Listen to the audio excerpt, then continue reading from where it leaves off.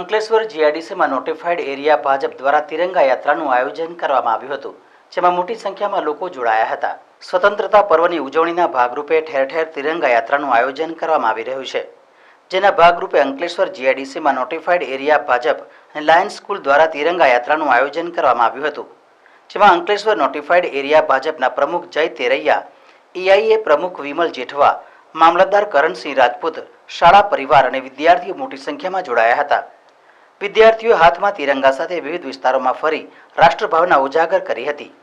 આજે 14મી ઓગસ્ટ સ્વતંત્રતા દિવસ નિમિત્તે આજરોજ અંકલેશ્વર જીઆઈડીસી ભારતીય જનતા પાર્ટી મંડળ તેમજ લાયન્સ સ્કૂલ દ્વારા તિરંગા યાત્રાનું આયોજન કરવામાં આવ્યું હતું।